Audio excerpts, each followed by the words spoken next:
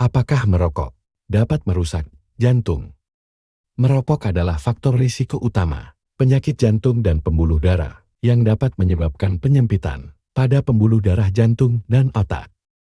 Saat seseorang merokok, mereka menghirup lebih dari 7.000 bahan kimia berbahaya, di antaranya adalah nikotin, karbon monoksida, dan tar. Nikotin dalam rokok adalah zat adiktif yang menyebabkan peningkatan denyut jantung dan tekanan darah. Akibatnya, jantung harus bekerja lebih keras untuk memompa darah yang dapat menyebabkan stres berkepanjangan pada jantung. Penyempitan pembuluh darah.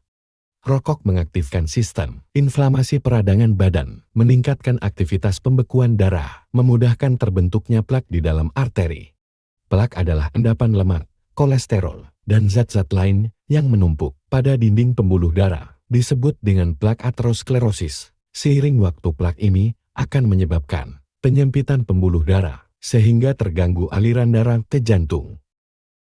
Serangan jantung dan stroke. Serangan jantung terjadi karena plak aterosklerosis yang tidak stabil, menyumbat pembuluh darah, memicu proses pembekuan darah, sehingga membentuk gumpalan darah, dan terjadi sumbatan total di arteri koroner, sehingga aliran darah ke jantung terhambat. Tanpa aliran darah yang cukup, jaringan jantung dapat rusak dan bahkan mati. Hal ini dapat menyebabkan kerusakan permanen pada jantung, atau bahkan kematian.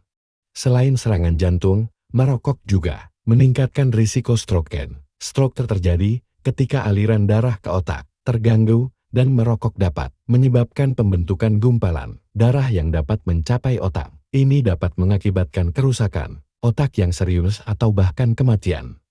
Setelah mengetahui bahwa merokok sangat berdampak buruk pada kesehatan, bahkan merupakan pemicu munculnya penyakit yang dapat membahayakan tubuh dan memiliki risiko kematian tinggi, maka mulailah untuk berpikir apakah Anda ingin hidup Anda berakhir begitu saja. Pikirkanlah untuk hidup lebih lama, bermakna, dan penuh ketentraman.